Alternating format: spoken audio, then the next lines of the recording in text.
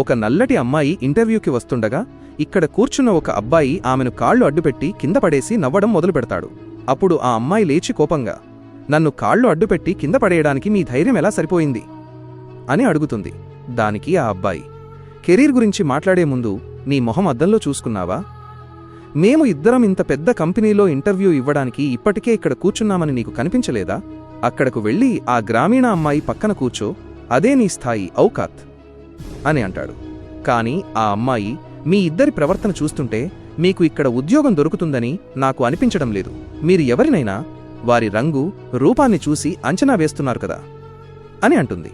ఈ మాట విని అతని స్నేహితుడు కోపంగా మారి ఆమె చెంపపై కొట్టి, ఒకవేళ నాకు ఉద్యోగం వస్తే నీలాంటి వాళ్లను అందరికీ నీళ్లు అందించడానికి పియూన్ ఉద్యోగంలో పెడతాను. అప్పుడు చీపురు పట్టి తుడుచుకుంటూ ఉండు అని అంటాడు. అది అయిన తర్వాత ఆ అమ్మాయి వారితో ఏమి చేసిందో అది చూడటం మీరు అస్సలు మిస్ అవ్వకండి. కానీ దానికంటే ముందు ఆగునైనా, నన్ను చూసి విస్మరించకు, లేకపోతే నీకు చెడు సమయం వస్తుంది.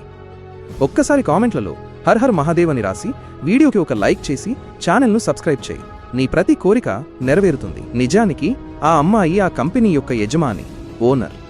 వారి తప్పుడు వైఖరి, సరిగా లేని ప్రవర్తన కారణంగా ఆ ఇద్దరు అబ్బాయిలను అక్కడి నుండి వెళ్లగొడుతుంది.